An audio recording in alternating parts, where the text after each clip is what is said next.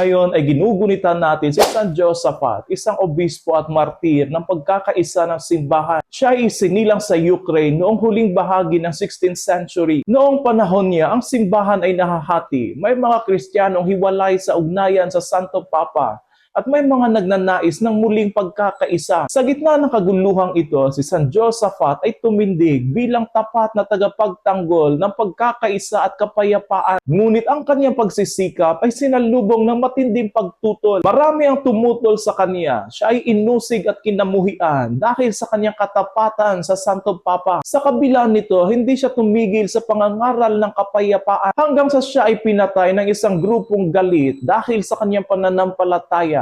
At siya ay naging martir ng pagkakaisa. Ang buhay ni San Josaphat ay nagpapaalaala sa atin na ang kapayapaan ay bunga ng pag-ibig. Ang tunay na alagad ni Kristo ay hindi naghahangad ng pagkakahati, kundi nagpapatuloy sa diwa ng pag-unawa at kapatawaran. Gaya ng sinabi ni San Pablo, pagsikapan ninyong mapanatili ang pagkakaisa ng Espiritu sa pamamagitan ng buklod na kapayapaan. Sa ating panahon ngayon, makikita natin ang maraming pagkakahati sa loob ng pamilya, simbahan, lipunan, at maging sa ating mga puso. Ang halimbawa ni San Josaphat ay nagtuturo sa atin na ang pagkakaisa ay hindi nangangahulugang pare-pareho tayong lahat, kundi nananatili tayo nagmamahalan sa kabila ng ating pagkakaiba. Ang Kristiyanong nagmamahal ay handang magsakripisyo upang mapanatili ang pagkakaisa, gaya ng ginawa ni San Josaphat na nag-alay ng kanyang buhay para mapanatili ang kapayapaan. Ang kanyang kamatayan ay hindi kabiguan, kundi tagumpay ng pananampalataya.